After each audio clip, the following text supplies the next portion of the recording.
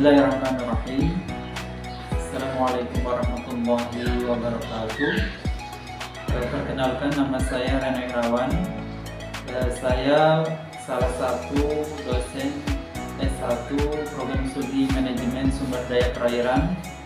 Saya mulai mengerti pada tahun 2011 dan pada tahun 2015 saya mendapatkan beasiswa dari Sinarmas untuk melanjutkan studi S2 di jurusan Pengelolaan Lingkungan Universitas Sriwijaya.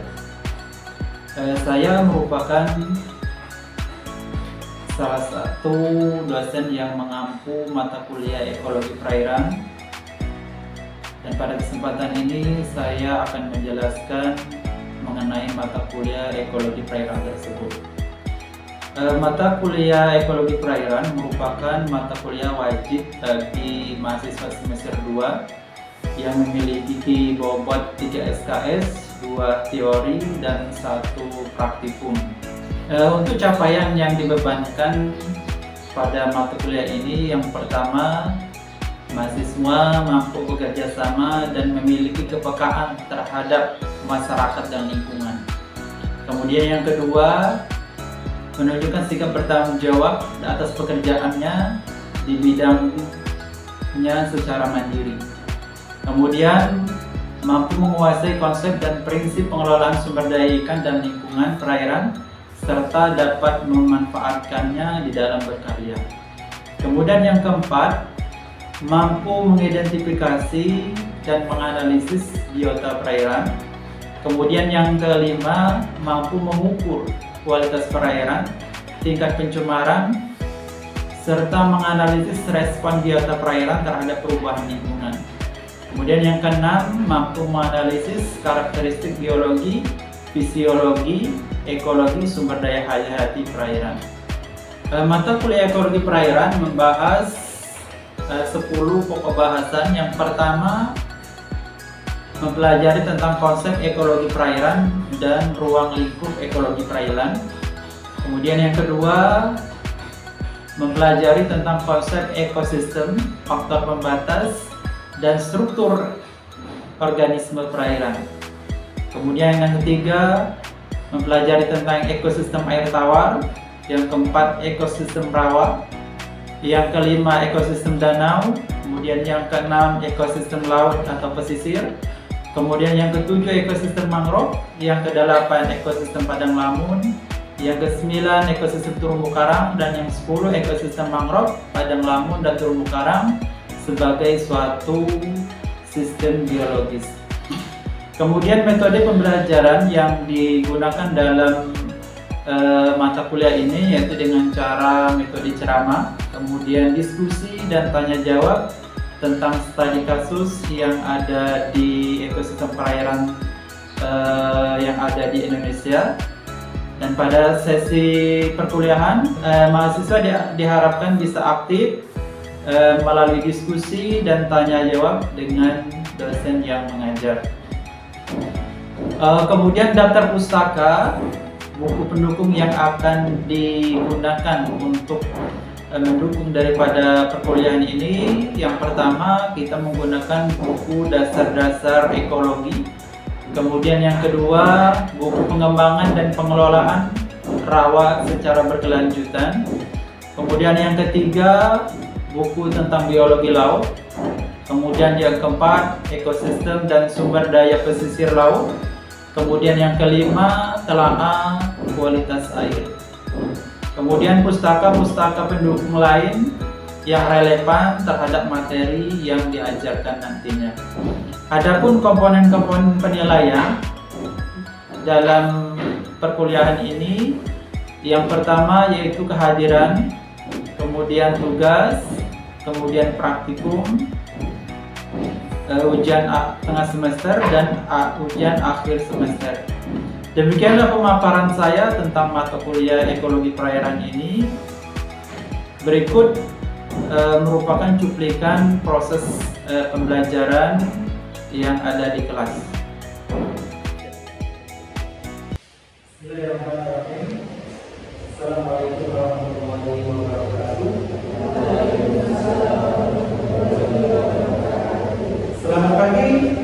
pagi luar biasa.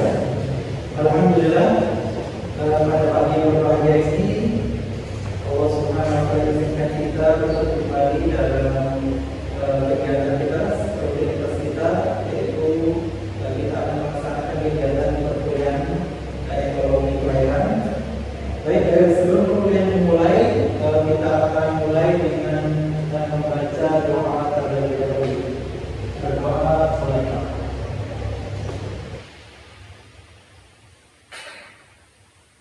Baik, berdoa selesai. Mudah-mudahan apa yang kita belajar hari ini bisa lebih mudah kita pahami dan nantinya akan bermanfaat kita di masa-masa yang akan datang. Baik, sebelum kita memulai perkuliahan kita akan mengabsen kehadiran pada mahasiswa terlebih dahulu. Yang pertama ada yang Putri, oke, dari Kampul Mahmuda, oke, hadir. Kemudian Tri Agustina, oke, Tri Hidayatullah, Yopi Rusandi, oke, hadir. Fetty, dari seluruh mahasiswa yang jumlah yang ada, satu orang yang tidak bisa hadir ya. Baik, pada kesempatan hari ini kita akan membahas materi kita terkait ekosistem pesisir. Mungkin kalian sudah bisa mendengar atau membaca mengenai ekosistem pesisir ini. Mungkin ada yang pernah mendengar atau pernah membaca terkait ekosistem pesisir. Siapa yang pernah mendengar ekosistem pesisir adalah? Oke, kalian bisa membantu? Silakan kanan. Ekosistem pesisir adalah ekosistem pertemuan antara air laut dan udara. Itu di antara gambaran. Nanti kita akan membahas terkait ekosistem di mana bertemunya antara air laut dan air tawar. Nanti kita akan membahas di situ terkait ekosistem apa saja yang terkandung yang ada di dalam ekologi atau ekosistem pesisir ya. Baik, sebelum kita memulai panjang lebar, kita akan mulai dari awal dulu mengenai struktur utama, struktur terkecil pada organisme. Yang pertama itu kita tahu sendiri, menyusun daripada organisme atau makhluk hidup itu adalah sel. Bagaimana kalau kita ketahui 30 sampai 40 ribu triliun ya sel yang ada di manusia, saking banyaknya. Jadi unsur struktur penyusun yang paling kecil itu adalah terdiri dari banyak sel. Kemudian kumpulan daripada sel ini nanti akan terbentuk organ. Organ ini dan banyak sekali organ pencernaan, organ baik luar maupun dalam, ini banyak sekali ya. Kemudian kumpulan daripada organ itu adalah individu, satu individu, satu individu seperti kita, satu manusia ya. Kemudian kumpulan daripada individu adalah satu populasi. Jadi kumpulan makhluk hidup yang sejenis itu adalah populasi manusia gitu ya. Kemudian kumpulan daripada populasi nanti adalah komunitas. Jadi berkumpulnya antara populasi yang ada ya. Kemudian nanti ada ekosistem, kumpulan yang lebih kompleks lagi ya, yang lebih banyak lagi interaksi antara manusia dan lingkungan, itu adalah ekosistem. Kemudian nanti kumpulan daripada ekosistem yang lebih luas, yang lebih kompleks lagi, yaitu adalah biosfer. Dan itu adalah terbentuknya dari struktur ya, sel yang paling kecil sampai kepada ruang lingkup yang sangat luas ya. Baik, tipe-tipe ekosistem ini adalah tipe-tipe ekosistem yang ada di wilayah pesisir. Yang pertama itu adalah ekosistem terumbu karang. Nah ini kalau yang biasa ke laut, ini pasti sudah melihat langsung bagaimana di ekosistem pesisir tadi itu adalah analisis wilayah pesisir yang pertama secara ekologis, wilayah pesisir merupakan seperangkat ekosistem yang unik dan sangat terkait. Yang pertama dia dikatakan unik, yang kedua dia dikatakan saling terkait. Mungkin ini membuat kita bertanya seperti apa karakteristik yang seperti ini. Mungkin ada yang mau bertanya, silakan. Silakan. Dari saling terkait dan tidak terisolasi itu seperti apa? Oke. Baik, yang kedua itu adalah saling terkait, ekosistemnya saling terkait atau tidak terisolasi antara satu dengan yang lain. Tapi sebenarnya untuk lebih mudahnya kita akan melihat penampang ini ya. Penampang ini. Untuk lebih mudah kita menjelaskan, tadi dikatakan ekosistem yang saling terkait karena memang dari unsur ekosistem utama yaitu mangrove, lamun dan terumbu karang ini merupakan satu kesatuan yang memang dia tidak terpisah. Artinya memang di dalam suatu perairan ini dia saling terkait, saling tergabung satu sama lain. Ya? Sehingga memang nanti ikan ini akan berinteraksi di tiga ekosistem ini, ya kan? Ketika mungkin dia akan memijat, dia akan bergerak ke mangrove, ya kan? Ya kan? Kemudian dia sudah mulai remaja, sudah mulai besar, dia akan bergerak ke laut. Kemudian nanti setelah besar, setelah dewasa dia akan bergerak ke terumbu karang. Artinya memang dia satu kesatuan ekosistem yang memang dia tidak ada isolasi, tidak ada pemisah. Ya, jadi memang dia saling terkait satu sama lain, sehingga memang dari keterkaitan itulah biota itu saling bergerak bermigrasi antara satu ekosistem dengan ekosistem yang lain. Jadi memang dia benar-benar satu kesatuan ekosistem tidak terpisah satu sama lain. Dan yang kedua tadi dia merupakan yang pertama tadi merupakan ekosistem yang unik, yaitu berbagai ekosistem hanya terdapat di wilayah pesisir. Maksudnya seperti apa? Maksudnya adalah sebagaimana kita jelaskan di awal tadi, bahwasanya ekosistem di pesisir itu hanya kita temukan di pesisir, tidak kita temukan di tempat yang lain. Maka dia dikatakan unik. Misalnya saja mangrove, ya kan? Lamun, terumbu karang. Ini kan tidak hanya temukan di wilayah pesisir, tidak akan kita temukan di wilayah yang lain. Ya kan? Maka dia katakan dia merupakan salah wilayah pesisir yang unik, ya kan? Baik itu merupakan ekosistem utamanya itu mangrove, padang lamun, terumbu karang. Ya. Baik, lanjut. Baik, yang ketiga itu sumber energi yang ada di ekosistem pesisir. Yang pertama itu adalah sifat fisik air laut, yaitu daripada gelombang yang maupun arus maupun pasang yang ada di air laut itu merupakan sumber energi. Kemudian yang kedua adalah cahaya mataharinya. Kemudian yang ketiga adalah bahan organik.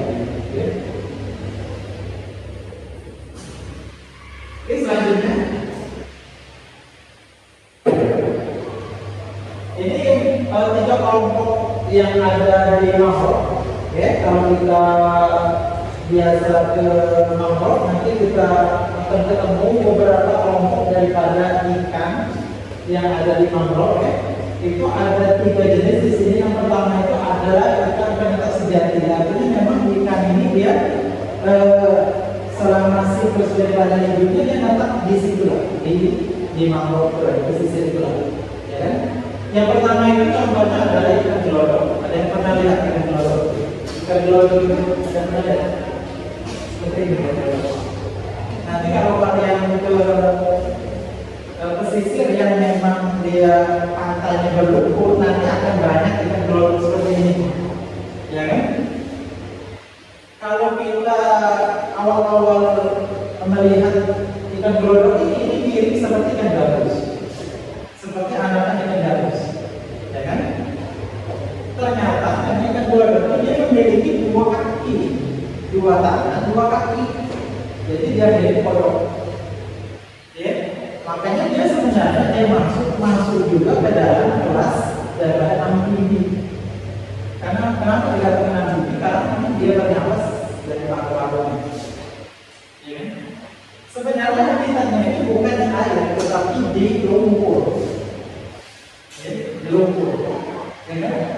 Alirannya, makanya dia bisa menjadi, ya kan? Maka dia bisa menjadi bukan di air yang sebetulnya ada, dia di lumpur gitu ya. Maka dia bisa naik ke darat.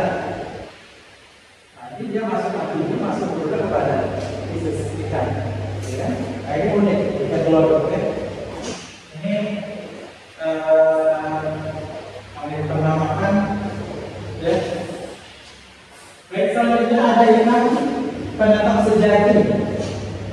Ya, ikan pendatang sejati itu yang namanya adalah ikan beranak, ya, ikan beranak.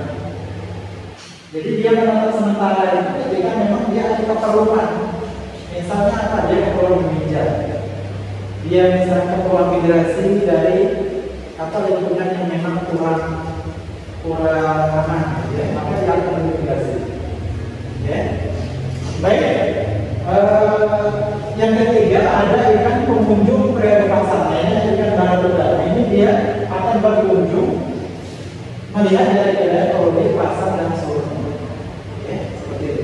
Jadi ini ada 3 jenis ikan yang merupakan penghuni daripada mangrove. Ya, ada yang tetap sejati, ada yang tetap sementara, ada yang mengunjung koloni pasar. Ya. Baik. Ini kita masuk kepada adaptasi mangrove. Nah, ini kalau kita lihat bagaimana mangrove ini merupakan satu ekosistem yang mempunyai adaptasi yang sangat luar biasa, ya kan? Di antaranya adaptasinya ada 5 di situ ya. Yang pertama, dia mampu bertahan dengan konsentrasi garam yang tinggi. Sebagaimana kita ketahui, tidak setiap tumbuhan itu bisa bertahan dengan konsentrasi garam yang tinggi seperti ini. Dan yang bisa bertahan itu salah satunya adalah daripada mangrove. Ya kan? Maka dia ada adaptasinya itu salah satunya dia sistem perakaran, ya, filter yang bisa mengurangi daripada garam. Ya. Makanya dia ini mempunyai, kalau kita kaji, dia memiliki adaptasi yang sangat luar biasa. Kemudian yang kedua, ada yang paham yang kedua? Yang kedua itu pemeliharaan air desalinasi. Ya. Ada yang pernah dengar? Silakan, ada yang nanya? Silakan. Kalau nyadu, saya. Adaptasi pemeliharaan air secara desalinasi itu seperti apa? Oke. Ya. Baik, yang kedua itu adalah adaptasi pemeliharaan air desalinasi. Nah, ini tadi sebagaimana kita jelaskan tadi, bahwasanya memang mangrove ini dia mempunyai adaptasi yang luar biasa. Yang kedua, dia mampu memelihara air desalinasi. Kelebihan daripada air garam itu, bagaimana kelebihan itu akan dibuang. Ya, kelebihan garam pada tumbuhan mangrove itu akan dibuang. Dalam bentuk apa? Maka nanti akan dibuang dalam bentuk misalnya daun. Dalam bentuk kelebihan daripada garam tadi akan dikeluarkan melalui daunnya. Jadi garam ini nanti akan mengeluarkan daripada kelebihan garam ini, nanti akan lepas, akan dikeluarkan melalui daripada daunnya ini. Jadi dia kelebihan garam itu akan dibuang, ya, dari adaptasi yang dilakukan dari mangrove. Itu maksudnya dia akan bisa memelihara daripada tubuh mangrove tadi dari kelebihan garam. Salah satunya adaptasinya dia akan membuangnya melalui daripada daun. Jadi daun akan digugurkan, ya, melalui adaptasi seperti itu. Kemudian yang ketiga, dia memiliki spesialisasi akar yang kuat. Sebagaimana mangrove ini kan dia mempunyai ancaman yang sangat besar, ya, terkait dengan gelombang, ya, kemudian angin, arus, kelelahan, ya. Nah, maka dia kalau tidak memiliki perakaran yang kuat, maka dia akan roboh, dia akan nanti tumbang, ya. Maka dia memiliki sistem perakaran yang kuat. Di antaranya ini bentuk dari sistem perakarannya yang memang dia bercabang ya kan. Bentuknya sistem perangkapannya sudah sangat kuat sekali untuk bagaimana dia bisa bertahan dari ancaman yang ada di ekosistem itu ya. Nah ini interaksi antara tiga ekosistem yang ada di ekosistem tadi. Yang pertama itu ada interaksi fisik. Interaksi fisik ini adalah bagaimana tiga ekosistem ini nanti akan berinteraksi dengan gelombang ya, contohnya. Kemudian pasang surut, kemudian sedimentasi. Nah ini merupakan bentuk-bentuk dari interaksi fisik yang tentunya tiga ekosistem ini harus mampu bertahan daripada tekanan-tekanan interaksi secara fisik ini. Kemudian yang kedua itu adalah interaksi bahan-bahan organik berlarut. Nah ini sumbernya adalah berasal daripada tumbuhan-tumbuhan mangrove atau pengamun yang ada di situ, yang merupakan bahan-bahan penghasil daripada bahan-bahan organik terlarut. Kemudian yang ketiga, bahan organik partikel ini merupakan bahan-bahan yang berasal daripada air laut, yang masukkan dari daratan, yang merupakan bahan-bahan organik partikel. Kemudian yang keempat yaitu interaksi yang keempat itu adalah migrasi lautan. Jadi tadi sudah dijelaskan juga terkait memang tiga daripada ekosistem ini merupakan tempat migrasinya daripada biota atau fauna yang ada di situ. Kemudian yang keempat yang paling penting adalah dampak terhadap manusia. Ini yang paling berpengaruh terhadap keberlangsungan terhadap kelestarian daripada tiga ekosistem yang ada di pesisir ini. Nanti kita lihat interaksinya. Nah ini kita lihat dampak yang terjadi ketika memang mangrove itu kita ganggu atau kita eksploitasi, ya, atau kita tebang. Ya. Dampaknya apa? Yang pertama itu akan menurunkan keragaman jenis daripada biota yang ada di situ. Ya, nanti ada beberapa biota atau spesies itu nanti akan sudah mulai mengalami penurunan atau jumlahnya sudah mulai sedikit. Ya. Kemudian yang kedua, penurunan nursery growth. Jadi penurunan tempat untuk membesarkan anak, untuk mengasuh anak. Ya. Ketika memang habitat dari mangrove hilang, maka tempat untuk mengasuh anaknya, untuk melindungi anaknya itu juga sudah mulai berkurang. Kemudian yang ketiga, feeding ground, yaitu tempat untuk mencari makan juga sudah mulai berkurang. Kalau mangrove ini sudah dieksploitasi oleh manusia. Kemudian yang keempat, tempat untuk memijai ikan, sehingga ikan akan sulit untuk memijai jika memang dia tidak ada tempat untuk memijai. Kemudian selanjutnya yang kelima adalah substrat, jadi tempat untuk meletakkan telur itu ya tidak ada lagi kalau memang mangrove ini sudah dieksploitasi secara besar-besaran.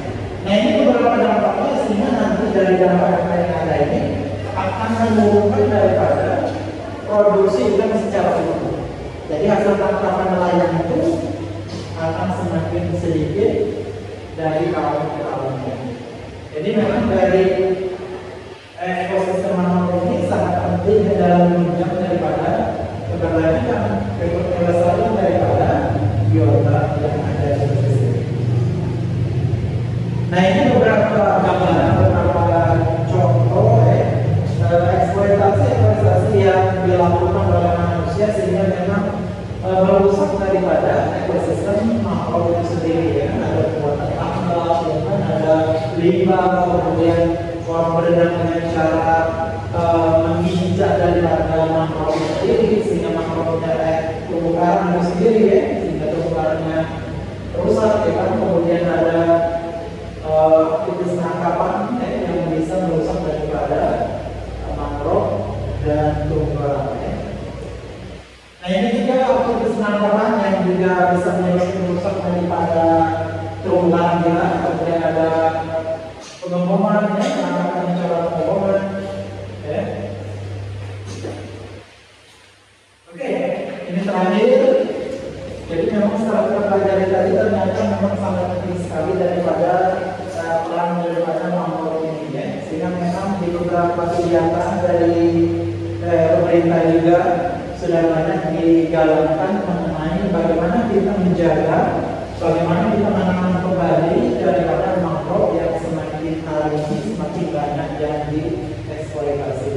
Ya, ini sudah banyak juga program-program yang dilakukan, ya, untuk bagaimana menjaga daripada mangrove ini sehingga memang mangrove ini bisa mendukung ya daripada keberlanjutan pelestarian daripada biota yang ada di perairan. Baik, cukup di situ materi kita hari ini. Mudah-mudahan bisa dipahami dan kita akan lanjutkan materi kita di minggu depan. Mohon maaf atas segala kekurangan. Wassalamualaikum warahmatullahi wabarakatuh.